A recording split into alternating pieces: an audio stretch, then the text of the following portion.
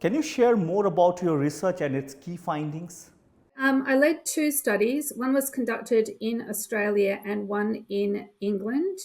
And the participants were children aged about 10 or 11 years old.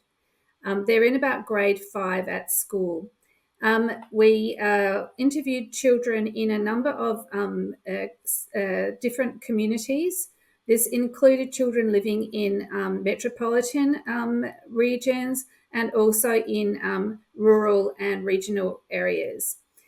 And so we used an innovative methodology that actually asked children to create a network diagram. So, first of all, the debates about social media are actually touching on just one part of children's digital engagement. What people tend to really focus on is the main social media apps. We're very familiar with those apps, we know what they're called. What we found from children is that children actually access a much broader range of digital tools, including apps. And they are interested in doing a much broader range of activities utilizing those apps.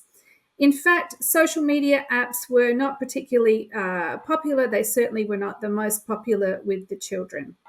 Secondly, when children spoke about the reasons why they did or did not utilize particular apps, and especially social media apps, they, without any invitation from us, would talk about risk factors.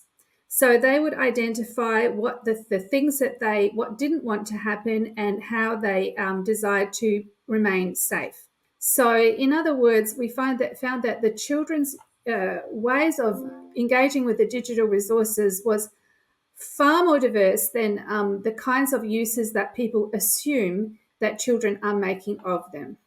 Why do you believe the benefits of children's access to and use of digital media are often overlooked in these discussions?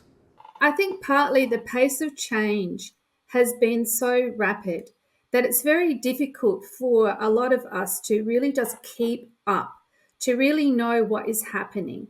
To give you an example, we assume that certain functions happen in certain apps, but apps can add functions. And also, I think that adults have absorbed this idea that children are so called digital natives, and that this means that the children will just necessarily know more than the adults, which is always a kind of, I guess, it's a bit of an uncomfortable thing for us as adults, thinking that children know more than we do. I think it's important that we don't shut the door on certain aspects of digital technology that could be beneficial to children and also could create opportunities for co participation within families, which is something that children tell us they really value and enjoy. While your findings may include positive aspects, I'm sure there are also concerns. What negative impacts of digital media on children did your research reveal? Well, what's interesting here is that the aspect of cyberbullying is something that is experienced by children, or they know of other children who have experienced this. Now, in schools, I think it's now understood that bullying can take this kind of form. I mean, in schools, unfortunately, bullying has always happened. It's always been something that goes on in the social group of children, and some children do suffer as a result of that.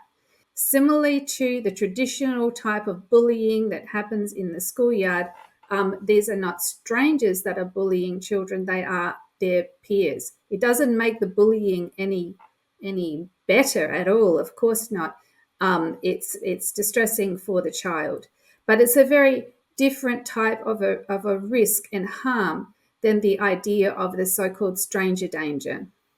Do you support a selective ban and filtering process for children's use of digital media, or do you advocate for a completely open and unrestricted access model?